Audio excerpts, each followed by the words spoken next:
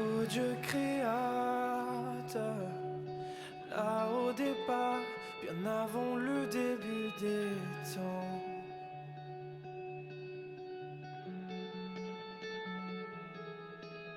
Et sans point de repère, au son de ta voix, les ténèbres devinrent lumière.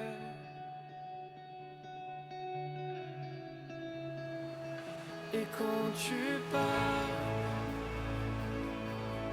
100 milliards de galaxies voient le jour.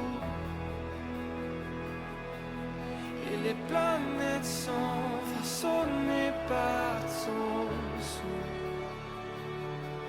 Si les étoiles t'adorent, je t'adorerai. Je vois ton cœur dans tout ce que tu as fait. Chaque étoile qui brille témoignant de ta grâce. Si la création te loue, je te louerai.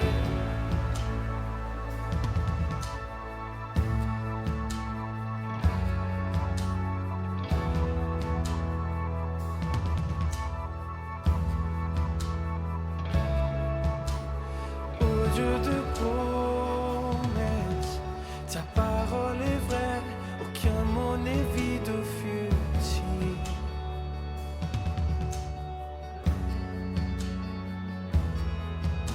Et quand tu l'ordonnes, la nature et la science s'alignent au son de ta voix.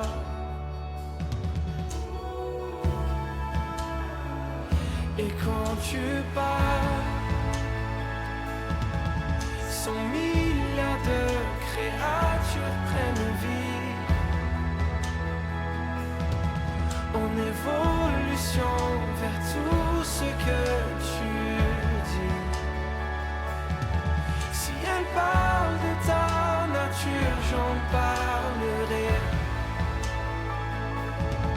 Je vois ton cœur dans tout ce que tu as dit.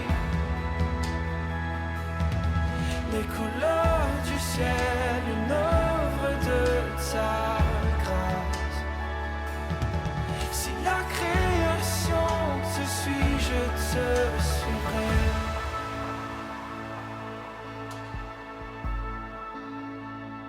Je te suivrai.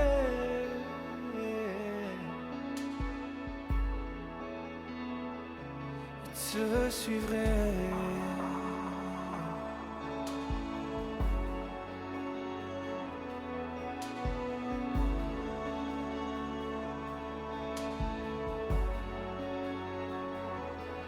Si les étoiles t'adorent, je t'adorerai.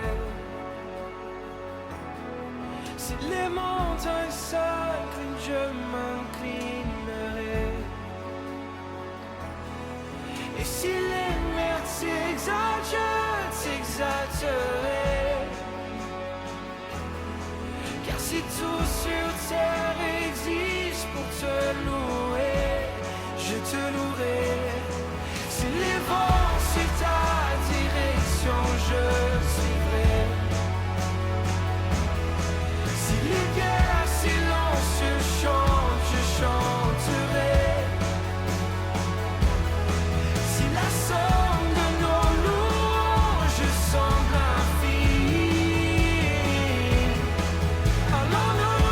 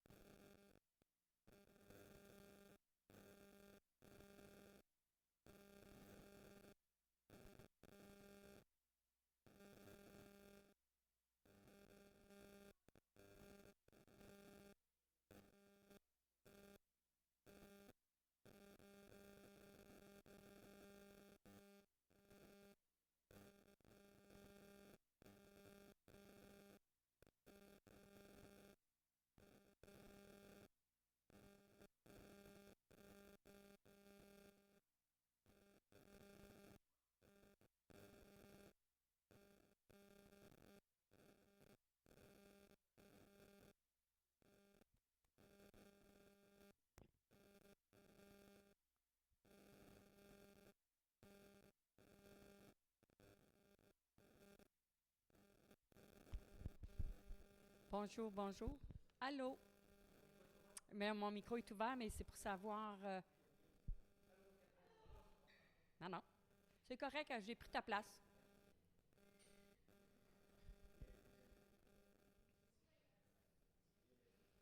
Bonjour, bienvenue. Il est ouvert. C'est ça, c'est ouvert. Est-ce que je suis dans les haut-parleurs? Allô?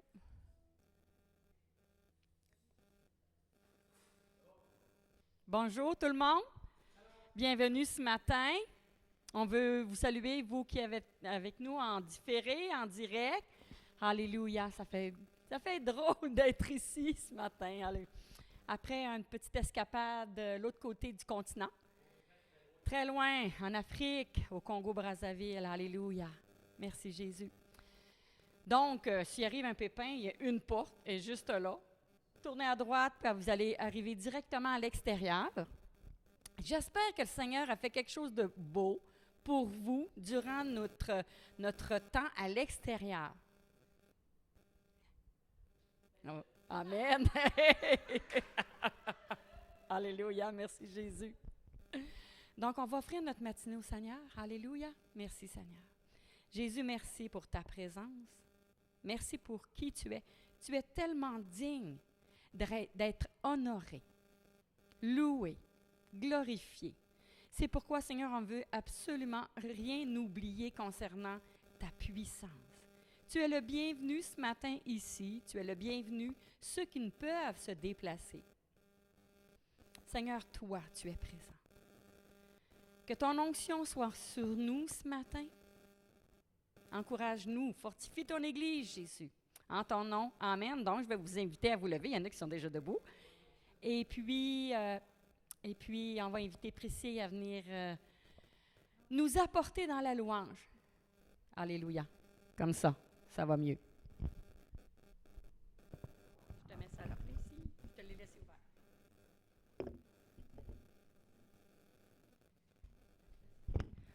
Bon matin tout le monde, soyez bénis.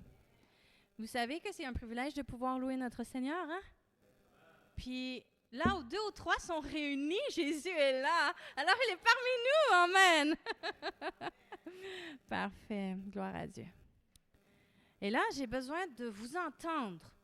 Chantez fort, criez fort, et le Seigneur sera glorifié. Alléluia.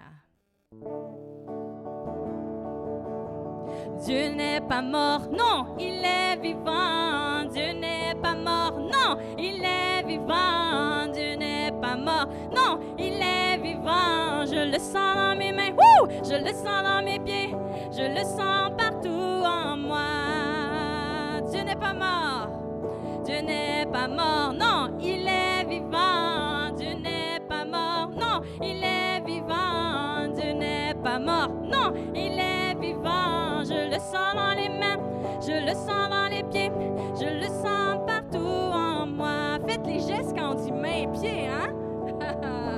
Dieu n'est pas mort.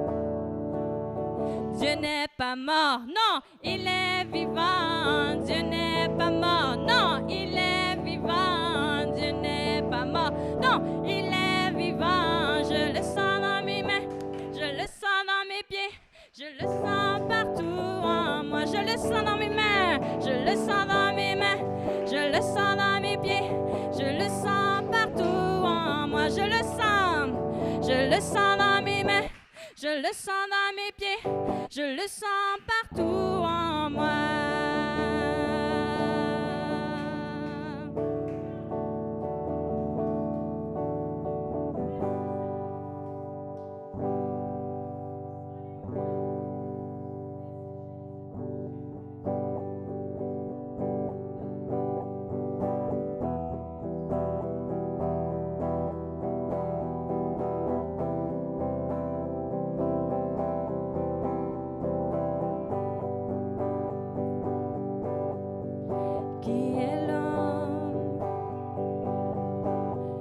Tu te souviennes de lui, et quel est-il que tu t'occupes de lui? libéré de tant de mots, tant de frontières, relâché de l'étreinte des chaînes.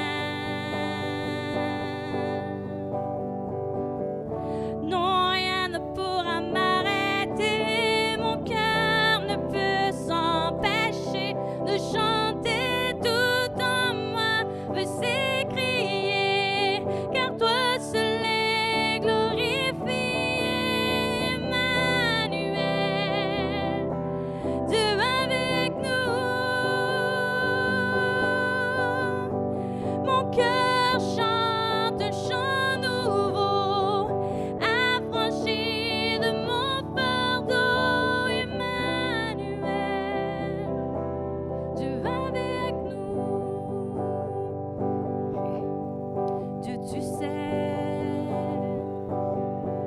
mon cœur est indigne et mauvais, malgré tout, tu m'offres un amour parfait. Non, rien ne pourra m'arrêter, mon cœur ne peut s'empêcher de chanter, tout en moi veut s'écrier, car toi seul est glorifié, Emmanuel, Dieu avec nous. Mon cœur chante un chant nouveau, affranchi de mon fardeau, Emmanuel, Dieu avec nous. Au regard de cette croix, bien humblement présent, accepte-le d'un cœur reconnaissant. Regarde, au regard de cette croix, bien humblement présent, accepte-le d'un cœur reconnaissant. Tout en moi veut s'écrier, car toi seul est glorifié, Emmanuel, Dieu avec nous. Mon cœur chante un chant nouveau, affranchi de mon fardeau, Emmanuel, Dieu avec nous. Emmanuel, Dieu avec nous.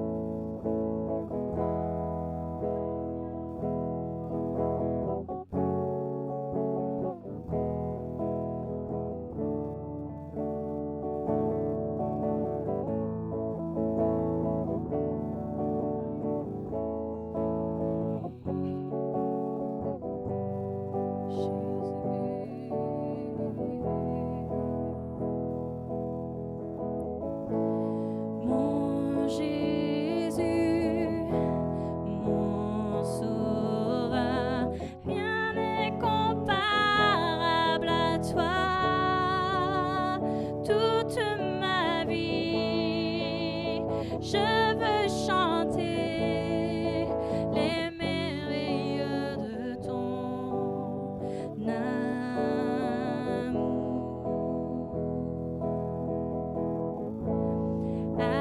Abrité, protégé, par toi je suis bien gardé, que tout mon être, ce que je suis, ne cesse de t'adorer.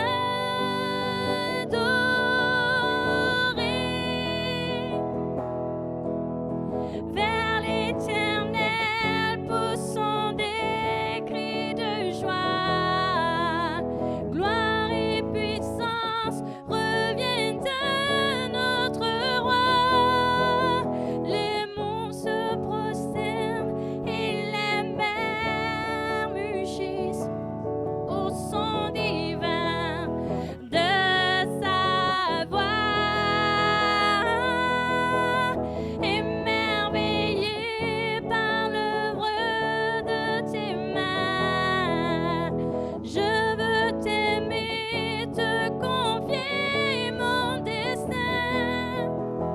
Rien n'est égal aux promesses que j'ai en toi.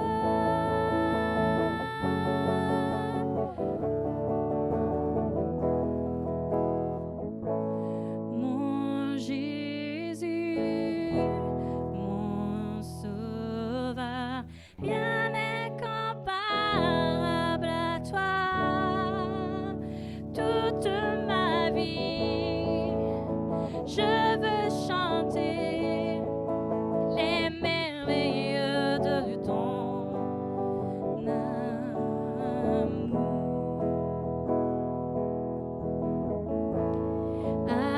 Abrité, protégé, par toi je suis bien gardé, que tout mon être, ce que je suis, ne cesse de t'adorer.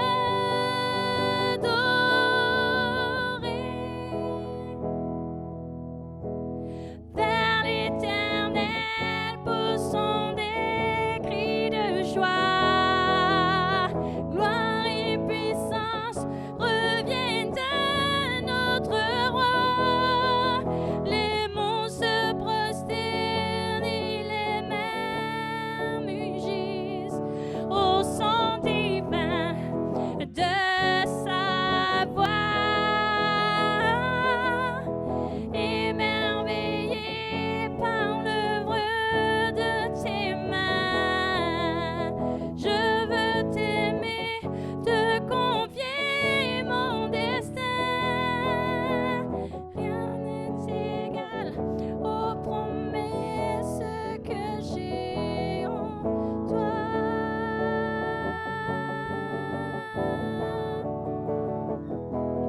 En toi.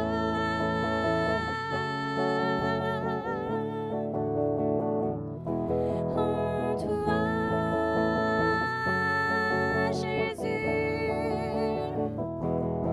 Jésus, Alléluia. Rien n'est égal aux promesses que j'ai. Rien n'est égal aux promesses que j'ai en toi.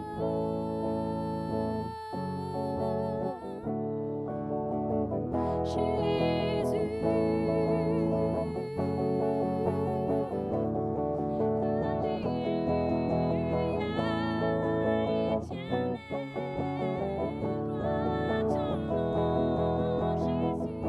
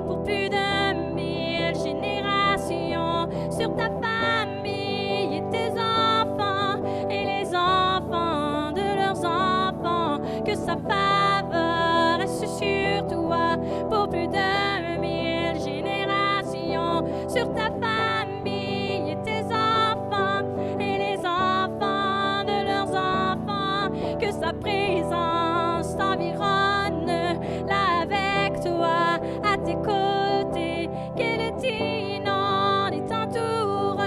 Il est pour toi, il est pour toi, dès le matin jusqu'au coucher, à chaque pas, veillons sur toi, dans les larmes et dans la joie. Il est pour toi, il est pour toi, il est pour toi, il est pour toi, il est pour toi, il est pour toi, il est pour toi, il est pour toi. Amen,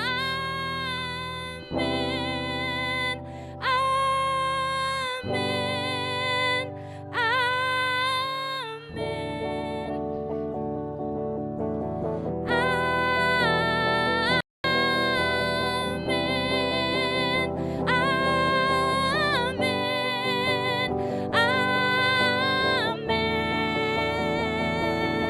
Que sa faveur reste sur toi pour plus de 1000 générations, sur ta famille et tes enfants et les enfants de leurs enfants, que sa présence t'environne là avec toi, à tes côtés, qu'elle t'inonde et t'entoure. Il est pour toi, il est pour toi, dès le matin jusqu'au coucher, à chaque pas, veillons sur toi, dans les larmes et dans la joie. Il est pour toi, il est pour toi, il est pour toi, il est pour toi, il est pour toi, il est pour toi, il est pour toi, il est pour toi.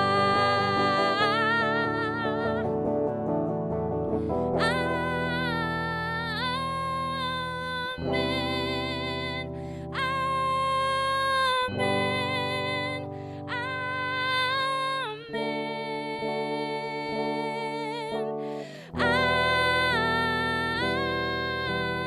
amen.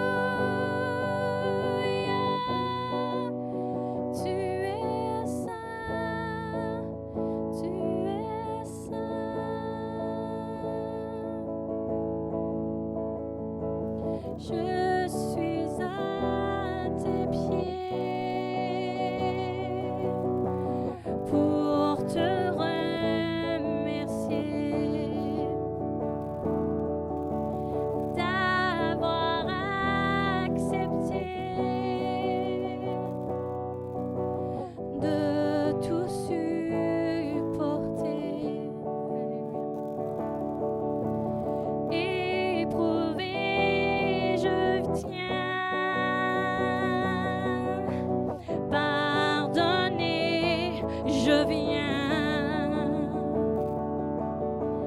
avec tous les saints. Chantez, tu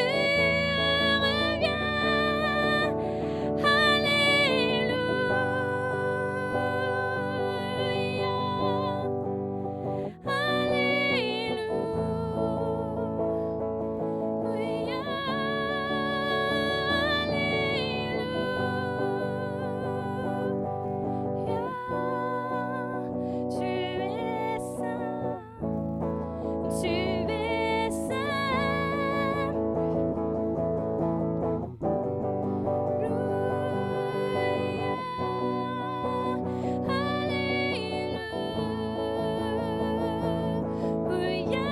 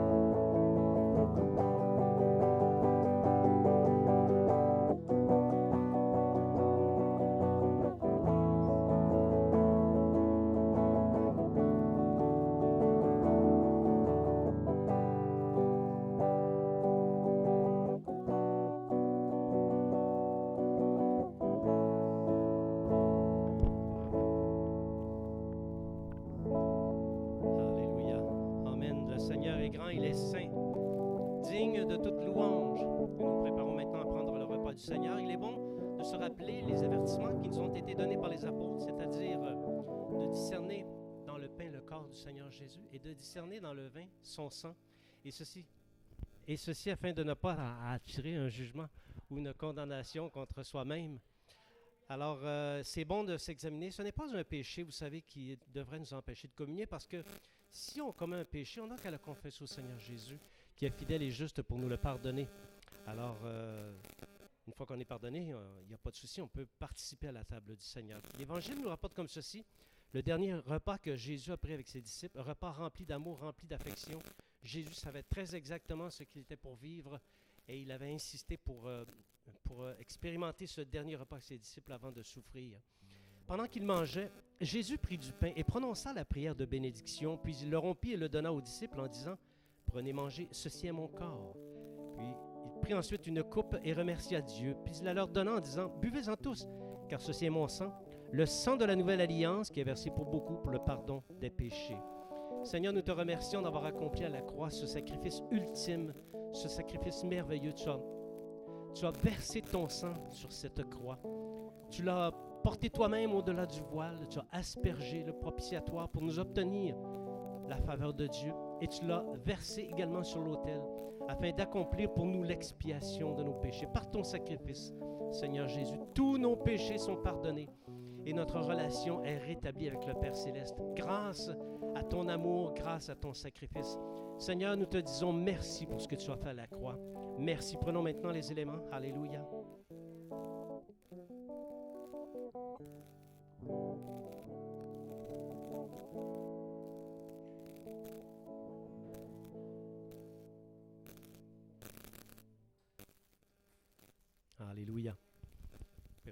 place. Merci Seigneur.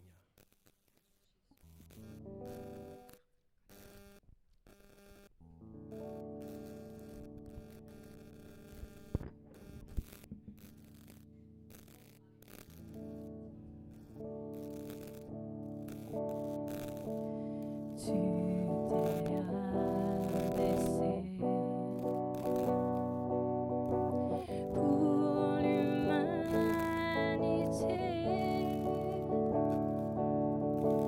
Tu fus humilié et abandonné.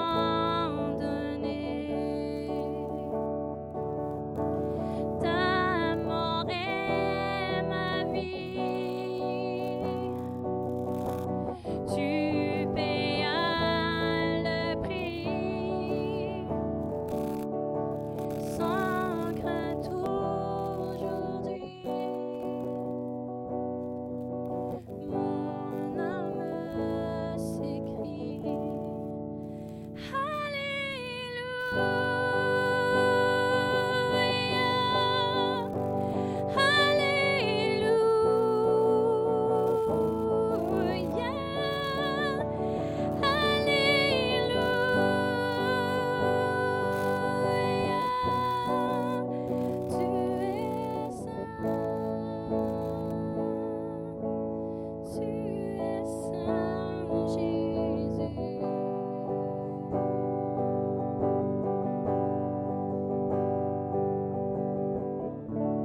Alléluia.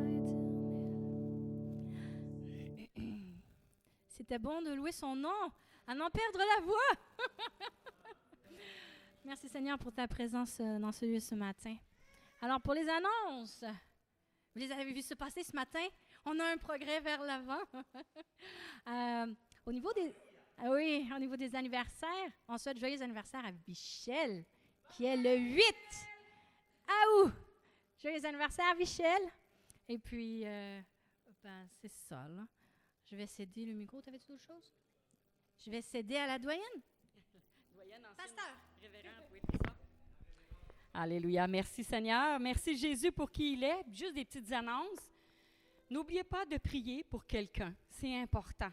C'est important de prier les uns pour les autres parce qu'on peut, quand on ne prie pas, on oublie.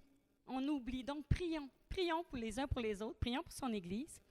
Et Régent et moi, on partons en vacances. L'autre jour, ce n'était pas des vacances, c'était du travail.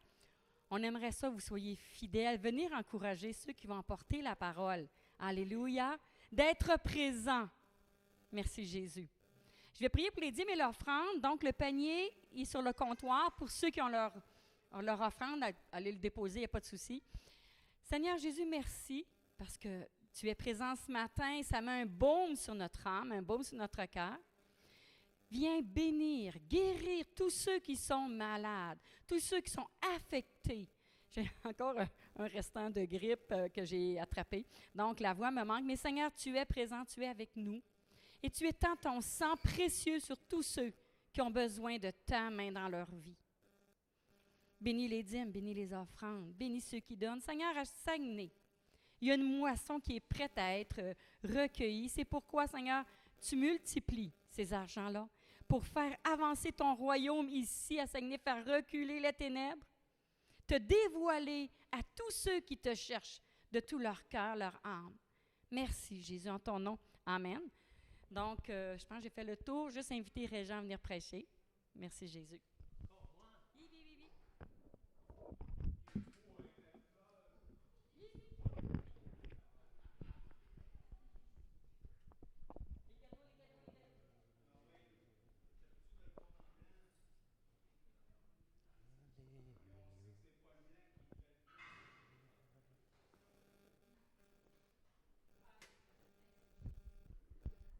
Alléluia. Je dis encore moi parce que la semaine passée, en fait le temps qu'on a été là-bas, au Congo. Oui, on dit bonjour à tous ceux qui du Congo nous regardent. C'est loin, hein, le Congo. Oh, que c'est loin. Merci Seigneur. Heureusement, il y a les avions parce qu'à cheval, je pense qu'on sera encore sur le dos. Sur le dos du cheval au moment où on se parle. Oui, on a eu l'occasion d'amener la parole une dizaine de fois sur la prophétie biblique. Et ça a été vraiment... ça a été un privilège. On a eu le sentiment d'annoncer des choses pour la première fois. Et à quelque part, c'est gratifiant dans le Seigneur. On n'est pas très nombreux ce matin. Plusieurs personnes qui sont en vacances et qui nous avaient avisé qu'ils ne seraient pas là. Alors, ce matin, on va avoir un message très, très instructif qu'on va garder pour nous seulement. Tous ceux qui sont présents, c'est pour nous le message. On n'en parle pas à personne d'autre. Et le titre, c'est « Les scribes instruits ». Alors, avant d'entrer dans le message à proprement parler, on va demander au Seigneur de mettre sa main sur nous, que son Saint-Esprit nous conduise dans la parole. Alléluia, Seigneur, merci pour le privilège que nous avons. On dit que c'est un privilège. On n'en est pas toujours conscient toutefois, Seigneur. Il suffit d'en être privé de ce privilège pour réaliser à quel point il est grand, mais en ce qui nous concerne, Seigneur, on ne veut pas attendre d'en être privé. On veut vraiment te rendre grâce pour ce privilège d'entendre ta parole. On te demande ce matin de nous conduire par ton Saint-Esprit. Saisis nos cœurs, saisis nos âmes. S'il y a quelque empêchement qui voudrait se présenter, Seigneur, nous les repoussons au nom de Jésus et nous prenons toute notre liberté pour entendre ce que l'Esprit a à dire à l'Église. C'est au nom de Jésus que nous prions. Amen. S'il y a une chose qu'on a remarquée suite à notre mission au Congo, c'est que le Seigneur se montre vraiment très généreux envers nous au chapitre de la révélation, parce que qu'on le veuille ou non, on va parler un peu de révélation ce matin. On ne va pas parler de prophétie biblique de la fin du monde ou de la fin des temps, mais on va parler un petit peu des révélations que Dieu nous a données. Je peux vous dire que là-bas, les disciples, lorsque je parlais, au début, c'était plus dur un peu, parce que c'était chose nouvelle pour eux. Mais ils avaient rempli, et ça se sentait, ils avaient le cœur rempli d'un désir d'en connaître davantage sur des questions complexes comme celle-là. Et ils étaient contents que quelqu'un qui est en maîtrise de la prophétie biblique puisse leur expliquer ces choses, parce que là-bas, il y a peu de gens qui maîtrisent les prophéties bibliques. Donc, on a senti vraiment cette joie qu'ils éprouvaient. Et là-bas, je dis, il n'y a pas de spécialistes, mais il y en a plusieurs, cependant, qui adhèrent à la pensée dominante que vous connaissez tous. J'en ai parlé tellement de cette pensée dominante et j'ai eu l'opportunité de renverser cette pensée-là, notamment lors des jours de la pastorale, qui est le darbyisme. Le darbyisme qui est fondé sur une théologie qui s'appelle le dispensationalisme, théologie qu'on ne retrouve pas dans les Écritures, donc qui nous porte à risque de commettre des erreurs d'interprétation. Et en réalité, dans ce système-là, des erreurs d'interprétation, il y en a 13 à la douzaine.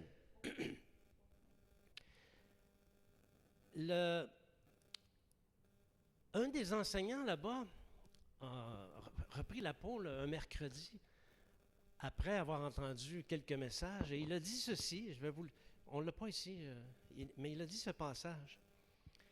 « Nous avons beaucoup à dire là-dessus et des choses difficiles à expliquer.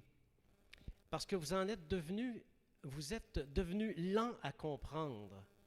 Vous, en effet, qui depuis longtemps devriez être des maîtres, vous avez encore besoin qu'on vous enseigne les premiers rudiments des oracles de Dieu. Et ici, oracle de Dieu signifie une seule chose, prophétie biblique. Il dit aux Hébreux qu'ils étaient lents à comprendre les prophéties. Or, ce sont les prophéties qui nous parlent du grand ministère de Jésus et qui nous révèlent les mystères de la foi et de la piété. Alors, en ce qui nous concerne, nous, ici à l'Église Esprit et Vie du Royaume, il faut se poser la question à savoir est-ce qu'on serait devenu blasé des révélations? Ou si on demeure constamment dans l'attente des choses nouvelles que le Seigneur a pour nous? Parce que je crois que le Seigneur a encore beaucoup de choses à nous révéler. Et pas qu'à votre serviteur qui est derrière le micro, à vous aussi. Parce que le royaume des cieux, le royaume de Dieu, le royaume des cieux, c'est deux expressions qui disent la même chose. Okay? C'est le royaume le plus grand, le plus glorieux et aussi le plus mystérieux des royaumes.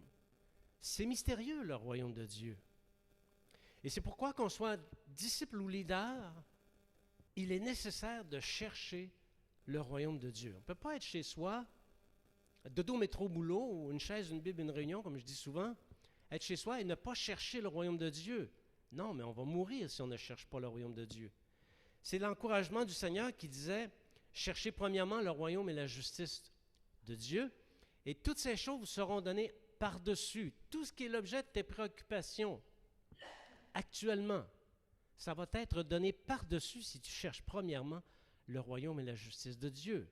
Le Seigneur va aplanir ton chemin. Il va régler des problèmes qui pour toi sont insurmontables. Il va intervenir dans ta vie. Pourquoi? Parce que tu cherches premièrement le royaume et la justice de Dieu. Malheureusement, la plupart des chrétiens, il y a deux choses, chercher premièrement le royaume et la justice. Il y a deux choses. La plupart des chrétiens se contentent de chercher la justice de Dieu. Ne prends pas, ne touche pas, ne goûte pas. Ah, un chrétien ne fait pas ça. T'es chrétien, tu n'as pas le droit de faire ça. Ça, c'est la recherche de la justice de Dieu. C'est bien, quand c'est pas trop exagéré, là. Mais il se prive, en ne cherchant que la justice de Dieu, il se prive de tout un pan de révélation, le royaume dans lequel s'exerce cette justice. Elle s'exerce à quelque part, la justice, dans le royaume. Et toute la configuration du royaume, c'est quelque chose de mystérieux. Donc, pour les disciples du Seigneur Jésus, vous et moi, l'appartenance au royaume de Dieu, au royaume de Jésus dans sa phase première, actuellement l'Église, on peut dire que c'est la phase première du royaume de Dieu, du royaume des cieux. De faire partie de ce royaume, c'est un grand privilège, un très grand privilège que la Bible associe à un trésor. Et on peut dire qu'il y a des gens qui s'intéressent plus ou moins à leur trésor. Il y a des gens qui s'intéressent plus ou moins à ce grand privilège qui est celui d'appartenir au royaume des cieux, au royaume de Dieu. C'est un trésor qui est tellement grand que je ne crois pas qu'une vie est suffisante pour en connaître toute l'étendue. C'est un grand royaume. Jésus parlait des jours de la fin du monde dans une belle parabole qu'on va... ce n'était pas une parabole, c'était une prophétie qu'on va regarder ensemble. Et il associait cet événement à la connaissance. Alors, c'est pas vrai que pour être chrétien, il faut être un peu ignorant. Au contraire, ceux qui sont chrétiens sont des gens qui sont remplis de connaissances. Les vrais chrétiens sont remplis de connaissances et figurent parmi les gens les plus intelligents sur terre. Dis à ton voisin, grâce à Dieu, je suis intelligent. Alléluia. Jésus disait dans Matthieu chapitre 13, versets 47 à 52, on va demander à notre lecteur favori d'en faire la lecture. Donc Matthieu chapitre 13, versets 47 à 53. « Le royaume des cieux est encore semblable à un filet jeté dans la mer et ramassant des poissons de toute espèce. Quand il est rempli, les pêcheurs le tirent et, après s'être assis sur le rivage, ils mettent dans des vases ce qui est bon et ils jettent ce qui est mauvais. » Ça ferait crier les environnementalistes aujourd'hui, hein? « Il en sera de même à la fin du monde. Les anges viendront séparer les méchants d'avec les justes et ils les jetteront dans la fournaise ardente où il y aura des pleurs et des grincements de dents. Avez-vous compris toutes ces choses? » « Oui, répondirent-ils. Et il leur dit, « C'est pourquoi tout scribe instruit de ce qui regarde le royaume des cieux est semblable à un maître de maison qui tire de son trésor des choses nouvelles et des choses anciennes. » Jésus explique comment va se produire la fin du monde, comment les anges vont séparer les justes et les méchants. Et ensuite, il compare le royaume de Dieu à un trésor et à un scribe qui puise des choses dans son trésor. Il est en train de faire la relation entre le trésor et la connaissance liée aux événements des derniers jours, et la connaissance liée à la prophétie tout court. Et il demande aux disciples, avez-vous compris? Ils ont dit oui. Bon, je pense qu'ils avaient compris. Je veux croire qu'ils avaient compris, probablement. Mais ici, Jésus déclare expressément que les méchants seront séparés des justes par les anges et qu'ils seront condamnés à la perdition éternelle. Ici, dans cet épisode, on est à la toute fin, OK? On est vraiment proche de la fin. Jésus est apparu dans le ciel et il s'en vient faire le ménage. L'Antéchrist et le diable ont été jetés. Il s'en vient faire le ménage. C'est les anges qui vont séparer, parmi ceux qui ont survécu au dernier cataclysme, sont les anges qui vont séparer les méchants et les justes. Et il dit que les mauvais poissons, vont être jetés dans l'étang de feu, vont être jetés dans la perdition éternelle. Alors, c'est dur, c'est un dur constat. Et puisque Jésus établit la comparaison entre la connaissance du royaume et un trésor, on peut s'interroger et se poser un certain nombre de questions. Parce que si on ne connaît que peu de choses concernant le royaume à venir, ça veut dire que nous sommes ignorants. Nous sommes ignorants. Mais si on s'intéresse aux choses à venir, on devient aux yeux de Dieu comme ce scribe instruit et qui n'est pas ignorant. Et parce que nous sommes instruits, on peut tirer des choses de notre trésor. Il compare le royaume à venir à un trésor. Dans ce texte, on va s'interroger un peu à savoir qui sont les justes. Oui, parce qu'il sépare juste et méchant. Qui sont les justes? On va passer un peu de temps là-dessus. Que signifie être instruit du royaume des cieux? Question intéressante. Et finalement, comment tirer de nouvelles choses? Et c'est ça qui nous intéresse, du bon trésor que Dieu nous a donné. C'est ce dont nous parlons ce matin. Vous êtes avec moi? Question facile, la plus facile. Qui sont les justes? Lorsque j'ai parlé de ça au Congo, à l'inauguration de la bibliothèque à mon nom, révérend Régent Baltet, c'est gênant un peu, là. C'est gênant un peu de dire ça, là. Mais c'est vraiment ça qui s'est passé.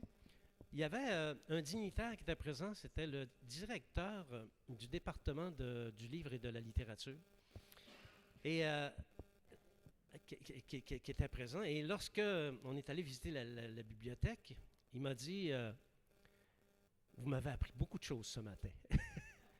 Mais voyez qu'est-ce que j'ai dit. Les justes, ce ne sont pas ceux qu'on pense. Ce ne sont pas ceux que la majorité imagine. Parce que la majorité des gens s'imaginent que si on mène une bonne vie, on va hériter le ciel. Mais ça nous amène à une logique bien humaine. Qu'est-ce qu'une bonne vie? Adolf Hitler avait la conviction profonde de mener une bonne vie.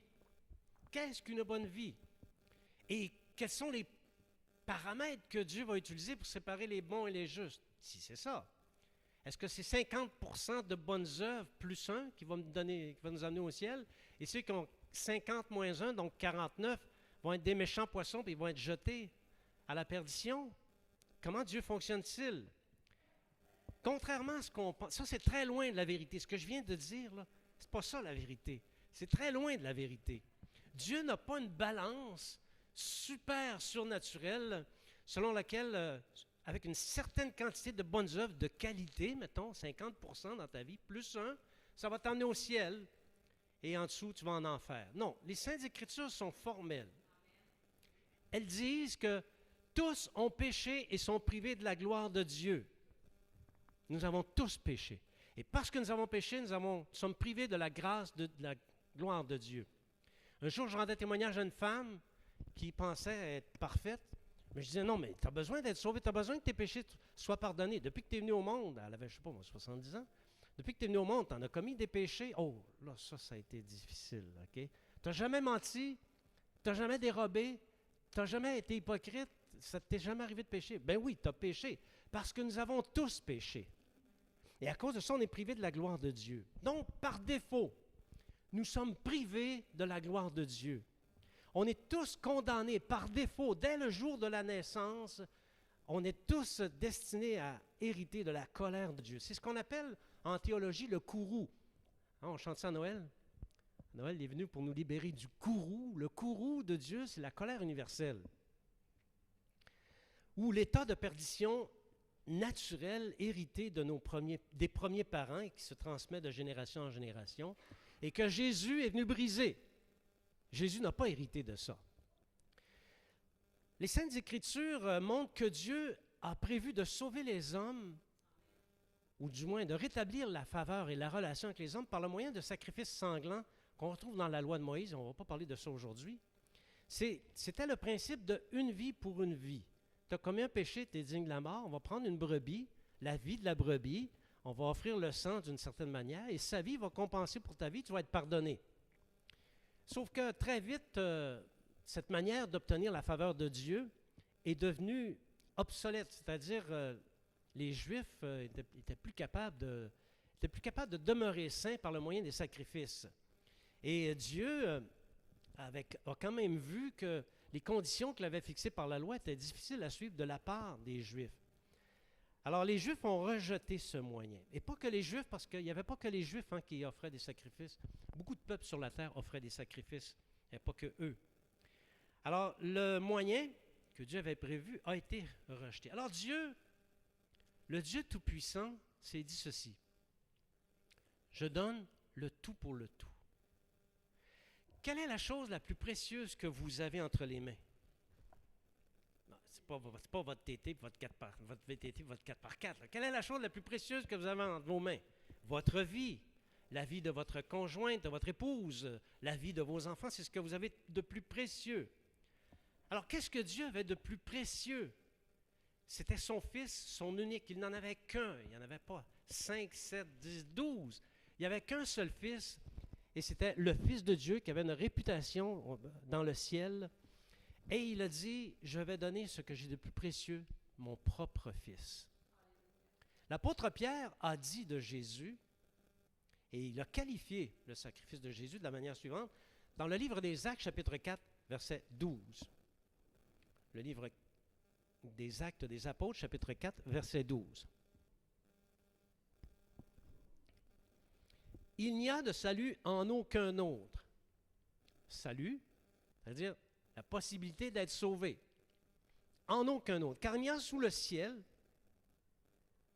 donc partout dans le monde, sous le ciel, c'est pas mal complet, aucun autre nom qui a été donné parmi les hommes par lequel nous devions être sauvés. Il n'y a aucun autre moyen pour obtenir le salut de Dieu, le pardon de nos péchés, que par le nom de Jésus. Aucun autre nom n'a été donné. Ici, sauvé, sous-entendu, sauvé du péché, de la mort et de la perdition. Donc, pour figurer au nombre des bons poissons, les bons poissons que les anges vont recueillir pour que Dieu puisse s'en délecter, il faut avoir fait la paix avec Dieu en plaçant notre foi dans le Seigneur Jésus, qui est le seul nom qui sauve. Oui, il peut dire amen là-dessus. En recevant le pardon de nos péchés, il y a une conséquence. C'est le changement radical de conduite. Changement à 180 degrés. En abandonnant résolument nos péchés pour nous tourner vers le Dieu vivant. Ça ne veut pas dire qu'on ne pêche plus. Ça nous arrive encore. Mais on ne vit plus pour le péché. Autrefois, commettre des péchés, ce n'était pas un problème. Ce n'est pas grave.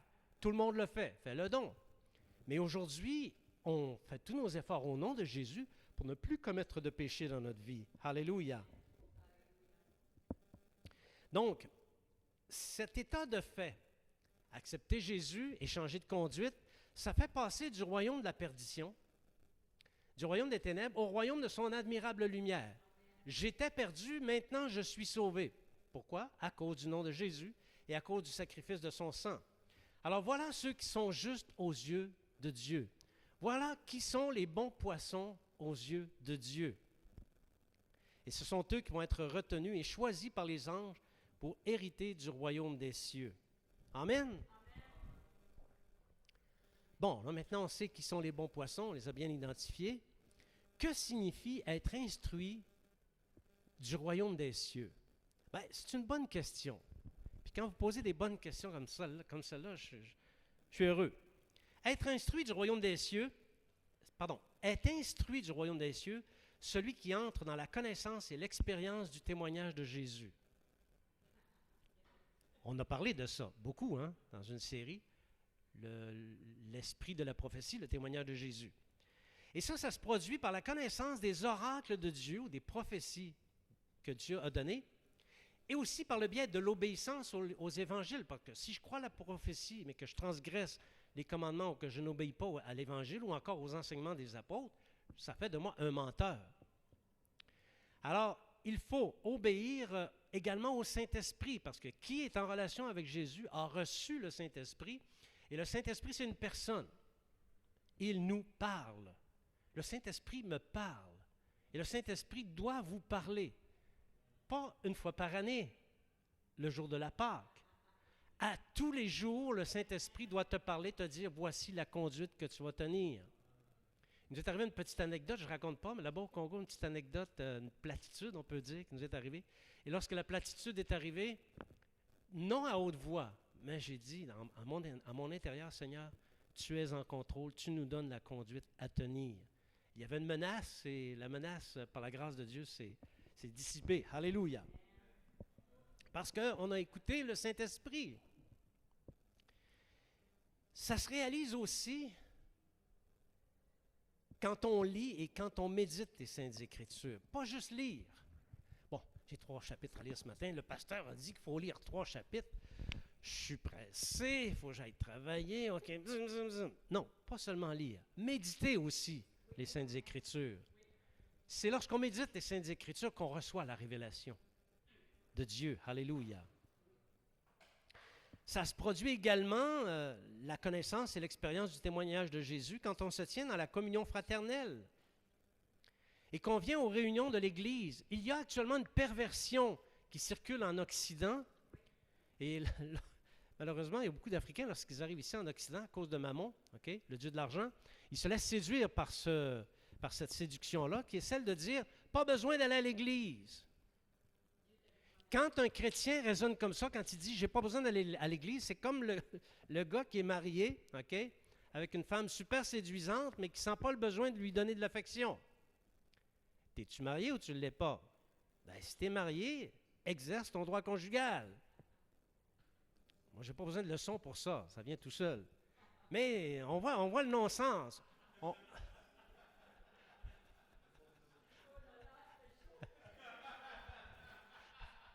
C'était pas voulu. C'était pas voulu, OK? Donc, quand on est chrétien, disciple de Jésus, régénéré par le sang de Jésus, savez-vous où ce qu'on est quand il y a des réunions de l'Église? On est présent aux réunions de l'Église. On ne suit pas cette abomination qui circule dans le monde. L'Église est dans ton cœur, est chez toi. Tu as le Seigneur Jésus, tu es correct. Non, séduction, cette séduction vient des tréfonds de l'enfer. Ça se produit à accéder à la connaissance et l'expérience du témoignage de Jésus. Ça se produit aussi par le don de soi au service du Maître. En d'autres termes, tu n'es pas sauvé pour toi-même. Tu n'as pas été régénéré de tes péchés et de tes mauvaises conduites pour ton bon plaisir, mais c'est pour le bon plaisir du Maître. Donc, tu dois entrer au service du Maître. Il faut servir le Seigneur Jésus de toutes les manières possibles.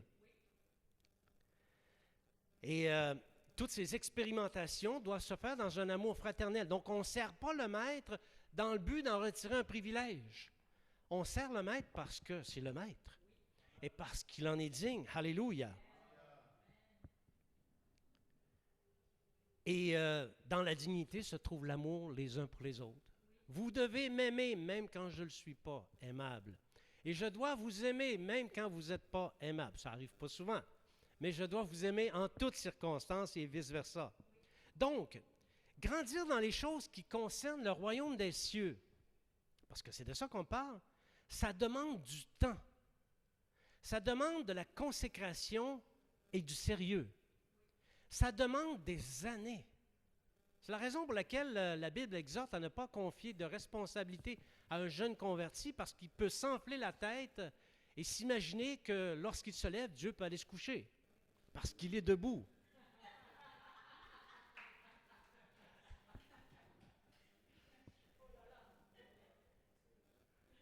Alors, c'est la raison pour laquelle on dit la lecture de la Bible est nécessaire à tous les jours. Moi, je dis toujours 3 chapitres minimum par jour. Puis grandir là-dedans, aller jusqu'à 5 tous les jours, tu sais. Prier aussi. Quand on n'est pas habitué de prier, si on dit « va prier 2 heures », c'est sûr que la personne va trouver ça vraiment ardu. Commence par 15 minutes. Commence par qu'est-ce qui est accessible. Puis tu grandiras ton temps de prière en fonction des besoins. Alléluia. Selon ton ministère, selon l'appel de Dieu.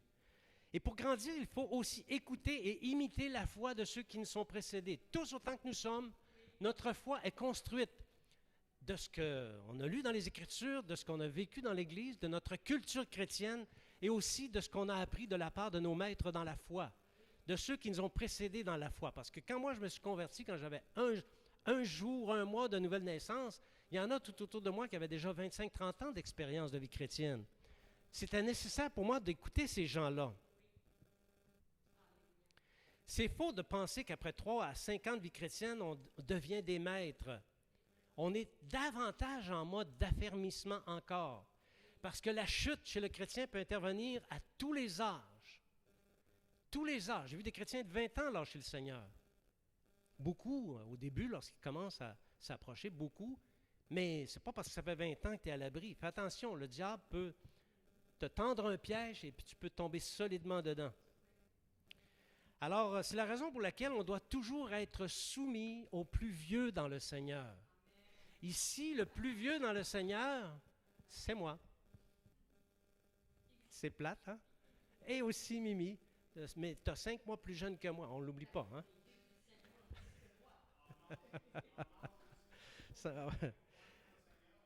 Mais par rapport aux choses de la foi, on doit toujours être soumis à ceux qui sont plus vieux que nous dans le Seigneur.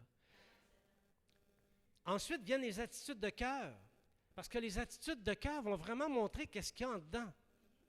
Les circonstances se présentent, comment le chrétien réagit-il? Quelles sont ses attitudes? Ça parle beaucoup de ce qu'il y a en dedans. Parce que, oui, même si on est chrétien, même si on arrive le dimanche matin avec un beau sourire, puis qu'on montre bonne figure, le méchant en nous peut toujours se montrer résistant. Et il peut se trouver encore en nous des dispositions méchantes. Encore. Matthieu chapitre 12, versets 35 à 37. Matthieu chapitre 12, versets 35 à 37. L'homme bon tire de bonnes choses de son bon trésor, et l'homme méchant tire de mauvaises choses de son mauvais trésor. Je vous le dis, au jour du jugement, les hommes rendront compte de toute parole vaine qu'ils auront proférée, car par tes paroles tu seras justifié, et par tes paroles tu seras condamné. Il y en a qui se posent la question, quand je vais me présenter devant le Seigneur, je ne sais même pas qu'est-ce qu'il va me dire. Facile, ce que tu as dit aux autres. Si tu as fait preuve de bienveillance envers les autres, Dieu va faire preuve de bienveillance envers les autres. Mais si tu as carabiné tous les chrétiens autour de toi comme étant pas des bons chrétiens, mais que toi, tu étais un bon chrétien, il y a des paroles qui sont sorties de ta bouche qui sont conséquentes avec cette attitude, et c'est ces paroles qui vont être ton juge lorsque tu vas passer devant le tribunal de Christ. Avis à ceux qui se livrent à la médisance et aux calomnies. C'est votre médisance et votre calomnie qui va vous juger au tribunal de Christ, si vous y parvenez. Parce que la Bible dit que ceux qui pratiquent la médisance et la calomnie n'hériteront pas du royaume des cieux. Avis aux juges, à ceux qui se donnent comme des conseillers de Dieu, ceux que je parlais tout à l'heure. Ta bouche est celle qui te justifiera ou celle qui te condamnera. Combien de méchancetés peuvent-ils sortir de notre bouche? C'est la raison pour laquelle, tous les jours, il faut faire mourir le méchant en nous. Afin que le méchant ne nous emporte pas loin de la vérité et qu'il ne nous rende pas aveugles au point de faire sécher les bonnes choses de notre trésor dans notre cœur. Bien-aimés, ici, j'aime faire cet encouragement. Puissions-nous dire la même chose que le psalmiste dans le psaume 69, verset 6. « Ô Dieu, tu connais ma folie, et mes fautes ne te sont point cachées. » Afin de ne pas être comme ces sourds et aveugles qui sont inconscients de leur conduite méchante et qui se donnent pour des justes. Seigneur, quelles sont mes méchancetés? Pas celles des autres. On est très rapide. On est plus rapide que Lucky Luke pour trouver la méchanceté des autres. Mais trouver notre propre méchanceté, je pense que l'ombre a le temps de se déplacer avant qu'on la tire, OK? Alors, c'est ça. On ne doit pas être comme ceux qui ont une conduite méchante et qui se donnent pour des justes. Faisons mourir la folie de notre cœur. Il y en a de la folie. Faisons-la mourir, afin de ne faire mûrir que le fruit qui relève du bon trésor, afin que ne sorte de mon cœur qu'est-ce qu'il y a de beau dans mon trésor et qui demande à être cultivé et entretenu et à croître dans mon cœur. Il y a un prix à payer. Il y a un prix. Paye le prix. Assumons le coût et faisons ce qui doit être fait pour devenir des scribes instruits des choses du royaume des cieux. Amen. Vous êtes toujours avec moi? Oui. Vous pensiez que je m'étais adouci, hein? Eh non. Ça m'a fait du bien au Congo. Ça a stimulé le vigoureux pasteur en moi.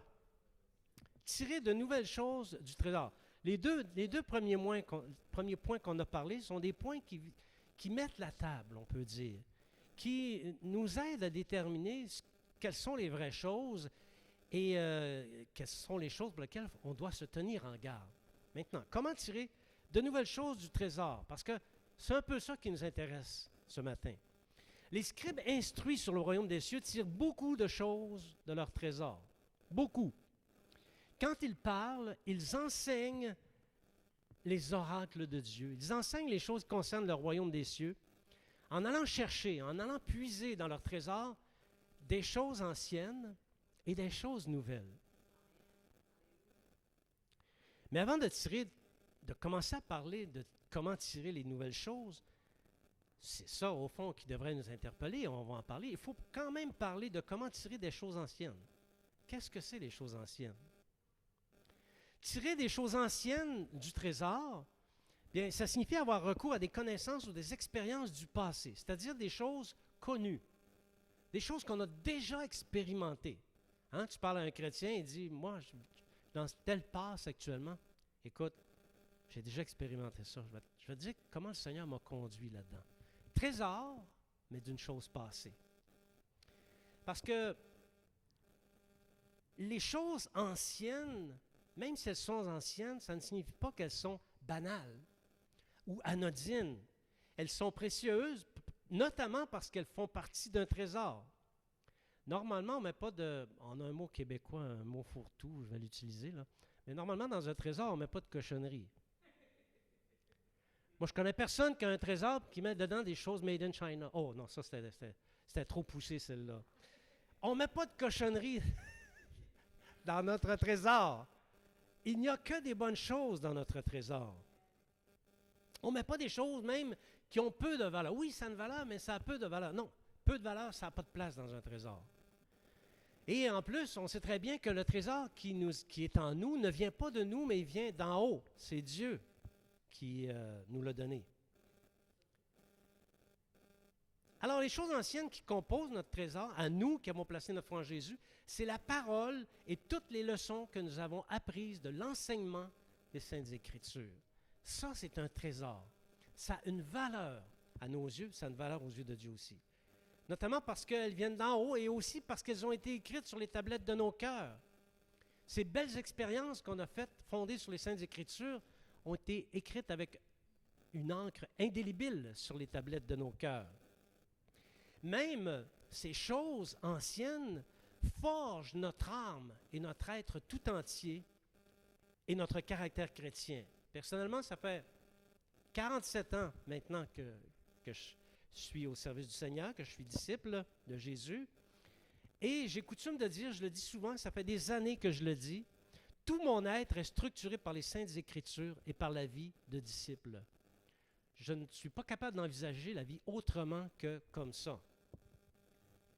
Jour après jour, après jour, après jour, le Seigneur me fait marcher dans des chemins qui sont tracés d'avance. Parfois, on ressent que le chemin est tracé, mais parfois, on ne le ressent pas. Mais si on est disciple de Jésus-Christ et qu'on marche dans le témoignage de Jésus, c'est certain que le chemin dans lequel on est tracé d'avance. Et peut-être que dedans, il y a des mottes, des gros mottons de terre. Mais Jésus passe en avant du chemin et il aplanit les mottes, de manière à ce que notre pied ne soit pas bloqué, ne soit pas enfargé. L'expérience de ces chemins devenus familiers me fait entrer dans des choses glorieuses et anciennes du bon trésor que Dieu a mis dans mon cœur. Toutefois, il ne suffit plus de ne recourir qu'à des choses anciennes. On les connaît, les choses anciennes. Le scribe qui tire de son trésor que des choses anciennes, oui, prouve qu'il est obsolète, qu'il est passé date, qu'il est devenu blasé. Il prouve que les voies de communication avec le maître sont sclérosées parce que les choses nouvelles ne se communiquent plus. Et elles sont vraisemblablement blasées par les choses temporelles. Qu'est-ce qui nous éloigne des choses du royaume? C'est les choses temporelles. Alors, il prouve qu'il s'est affadi et il va s'attirer le désintérêt de ses frères et sœurs dans le Seigneur. Parce que les disciples du Seigneur Jésus, les vrais disciples, ceux que je connais là, qui carburent aux choses de Dieu, ils ont faim et soif de la parole de Dieu. J'ai constamment faim et soif de la parole de Dieu. Encore cette semaine, le Seigneur m'a donné des inspirations sur des choses que je n'avais pas vues et que j'ai encore vues et qui m'ont fait du bien. On a faim et soif de choses fraîches, de révélations qui viennent d'en haut, du trône de la grâce. Ça ne vient pas de nous, c'est révélé. Alléluia. C'est pourquoi il est très important pour les scribes instruits du royaume des cieux de tirer du bon trésor des choses nouvelles, des choses inédites. À ceux qui vont me remplacer la semaine prochaine et dans 2 semaines, assurez-vous d'aller puiser dans votre trésor, oui, des choses anciennes, mais aussi des choses nouvelles. Alléluia. Des choses qui sont cachées et mystérieuses dans la sainte parole de Dieu. Alléluia. Pour la plupart des chrétiens, c'est facile de répéter ce qu'on entend. On est un peu comme des perroquets. On a entendu le pasteur ou un ancien de l'Église dire une chose, puis on le répète. Quand on l'a entendu, ça avait l'air intelligent, donc on se dit, si on le répète, on va avoir l'air intelligent nous autres aussi. Sauf que si on ne maîtrise pas ce qu'on dit, ça peut arriver qu'on a l'air fou plus qu'intelligent. En tout cas, ça c'est une autre histoire, OK? Mais le chrétien, souvent, va répéter ce qu'il entend. Mais celui qui est conscient du bon trésor venant de Dieu qui est dans son cœur, préfère les choses nouvelles. Je carbure aux choses nouvelles. Et nous devrions tous carburer aux choses nouvelles. Parce que le disciple qui est un scribe instruit montre, ou doit montrer qu'il est mobilisé par le Saint-Esprit. Et parce qu'il est mobilisé, il lit, il étudie, il fait des recherches qu'il consigne soigneusement dans son bon trésor. Ça peut être un carnet aussi, le bon trésor. Il y en a des choses merveilleuses qui sont inscrites dans mon carnet. Je vous montrerai ça un jour. Mais on les consigne. Naturellement, cette personne qui carbure aux choses révélées parle avec réserve, afin que sa bouche ne le condamne pas. Tu as beau recevoir des choses révélées, mais si tu te targues devant les disciples, bien, ça peut arriver que ta bouche, à un moment donné, te condamne. Il faut agir avec réserve aussi afin de persévérer dans les Saintes Écritures. Au moment voulu par Dieu, celui qui fait ça commence à découvrir les mystères cachés du royaume des cieux. Alléluia! Matthieu 13, chapitre 11, verset 17. Matthieu chapitre 13, verset 11 à 17. Je réussis encore à me mêler après toutes ces années. Parce qu'il vous a été donné de connaître les mystères du royaume des cieux et que cela ne leur a pas été donné. Ça nous a été donné.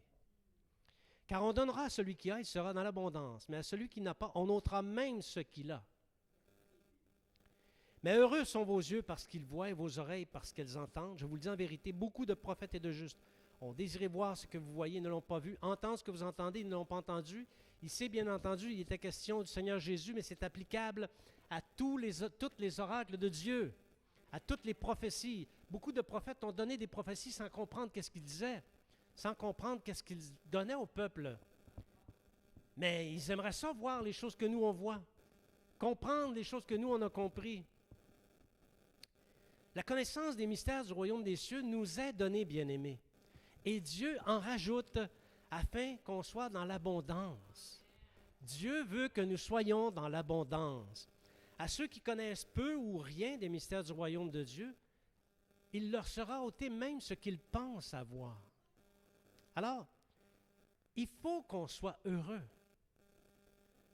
Moi, je suis heureux. J'essaie de communiquer que je suis heureux de cet état de fait.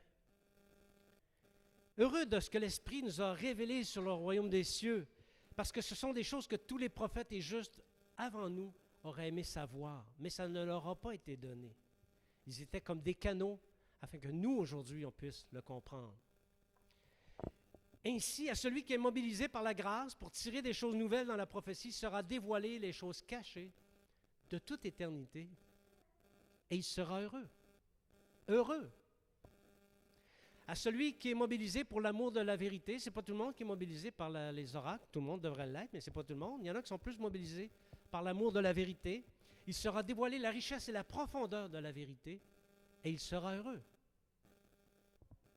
À celui qui est mobilisé par la charité, qui aime participer aux œuvres de charité, mettre sur pied des œuvres de charité, il lui sera donné de puiser dans son bon trésor des œuvres utiles pour le maître que personne avant lui n'avait fait, et il sera heureux. Ainsi de suite, on pourrait donner toute la nomenclature des dons, qui, si on le fait dans la recherche des choses révélées, va nous rendre heureux. Tout est fonction des dons et des appels que Dieu a placés en chacun de ceux qui l'aiment et en chacun de ceux qui le servent, afin qu'ils découvrent, parce que c'est ça la volonté de Dieu, découvrir les mystères du royaume des cieux et que nous soyons heureux d'avoir découvert ces choses. Amen. J'invite la musicienne ici. Bien-aimés, Dieu aime vraiment ceux qu'il s'est choisis. Tu n'es pas un poisson pourri. Tu es un poisson de grande valeur pour Dieu. Et il t'aime, il t'a choisi. Tu as été tiré du filet et tu es précieux pour lui. Il les a appelés des justes. Et au jour de la fin, Dieu va faire une différence entre les méchants et les justes par la main des anges. D'ici à ce que ces jours surviennent, ce n'est pas pour demain. C'est une chose que j'ai prêchée là-bas. J'ai remis en cause un peu l'imminence du retour du Seigneur Jésus, mais d'une façon très douce, pour ne pas me faire tirer des roches. Mais d'ici à ce que ces jours surviennent, puisse le Seigneur trouver chacun de nous activé à tirer des choses nouvelles du bon trésor qu'il a mis dans nos cœurs. Et alors, le royaume de Dieu va pouvoir progresser en nombre dans la connaissance des choses mystérieuses du royaume et aussi dans l'efficacité. Alors, la puissance du salut de Dieu transformera la nature des mauvais poissons en une nouvelle nature de bons poissons, des poissons précieux. Et ceux-là seront sélectionnés à cause des dispositions de leur cœur à être des scribes instruits concernant le royaume des cieux. Et c'est ces gens-là qui hériteront le royaume à venir. Amen! Je vous invite maintenant à vous lever.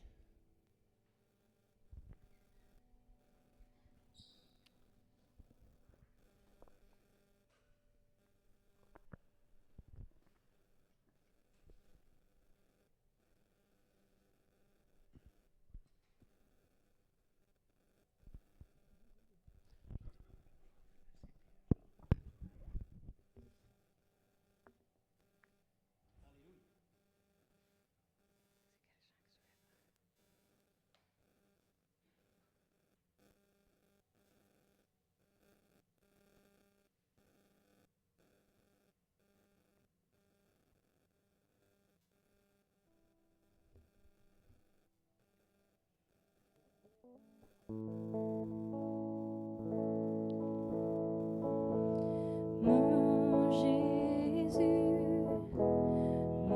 mon Sauveur, rien n'est comparable à toi. Toute ma vie, je veux chanter les merveilles de ton amour.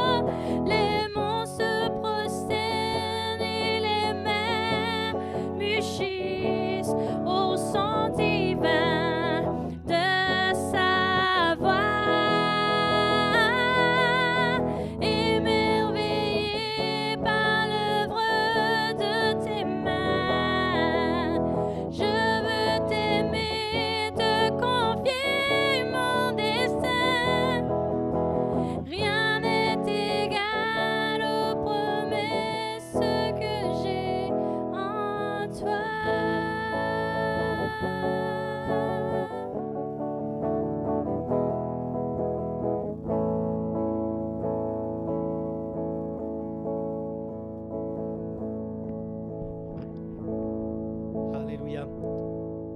Oui, les promesses de Jésus sont oui et amen, et elles sont glorieuses, elles sont merveilleuses. Et c'est un privilège qui nous est donné d'être participants de ces choses. On va simplement demander au Seigneur On va simplement prier. Seigneur Jésus, merci beaucoup. Ouvre nos yeux. Peut-être, Seigneur, qu'on est aveugle. On pense voir, mais on ne voit pas. Ou on est atteint d'une myopie, on ne voit pas bien. On voit tout embrouillé. Peut-être que notre cœur pense être juste alors qu'au fond, on est méchant, Seigneur. Ou on fait des choses avec de mauvaises dispositions de cœur. Seigneur, on veut vraiment être de ceux qui vont être choisis lorsque ces jours vont arriver. On veut vraiment être comme ce scribe instruit du royaume des cieux qui connaît les choses anciennes et qui soupire après les choses nouvelles. Et ce sont ces choses anciennes et ces choses nouvelles qui font la différence dans notre cœur et qui font en sorte que notre cœur t'offre de bonnes dispositions de cœur. Peut-être, Seigneur, on a été mal avisé, peut-être on a manqué notre coup, peut-être on a fait tout un tas de choses qui ne te plaisent pas. Pour cela, Seigneur, nous te demandons pardon, nous te demandons vraiment de nous renouveler l'intelligence. Aide-nous, Seigneur, à voir nos propres défaillances, non pas celles des autres. Aide-nous à voir nos propres péchés, non pas ceux des autres. À voir les leçons que tu veux nous donner, et non pas dire ça c'est une leçon pour un tel ou un tel, mais que vraiment on applique la vertu chrétienne, qu'on applique les enseignements des apôtres, le témoignage de Jésus, qu'on applique ces choses à nous-mêmes, dans nos vies, dans notre expérience personnelle, afin qu'on soit comme ce scribe qui tire des choses anciennes, mais qui tire aussi des choses nouvelles du bon trésor que tu as placé dans nos cœurs. C'est au nom de Jésus que nous le demandons. Amen. On va maintenant conclure simplement en prière. Merci Seigneur pour ce temps qu'on a passé dans ta présence. On est vraiment heureux de pouvoir se réunir, d'être ensemble, de faire partie du royaume des cieux. Alléluia. On te demande de nous conduire dans tous les chemins qu'on va emprunter dans la semaine qui vient, dans les semaines qui s'en viennent. Garde-nous, protège-nous, Seigneur. Tu nous aimes comme la prunelle de tes yeux, donc nous nous recommandons à toi et nous te remercions pour tout ce que tu fais. C'est au nom de Jésus que nous prions. Amen. Comme le disait Mimi, dans les 2 prochaines semaines, on a deux apprentis prédicateurs qui vont nous amener la parole. Soyez présents, soyez une source d'encouragement pour ces personnes. Et nous, on va prendre un peu de repos, mais d'ici à ce qu'on se revoit, on va se revoir bientôt. Que le Seigneur vous bénisse abondamment. Alléluia. On n'oublie pas de tout ranger, hein? Tu n'es pas mort, non, il est vivant. Tu n'es pas mort, non, il est vivant. Tu n'es pas mort, non, il est vivant. Je le sens dans mes mains, je le sens dans mes pieds, je le sens partout en moi. Je le sens dans mes mains, je le sens dans mes pieds, je le sens partout en moi. Je le sens partout en moi. Bon dimanche tout le monde, soyez bénis.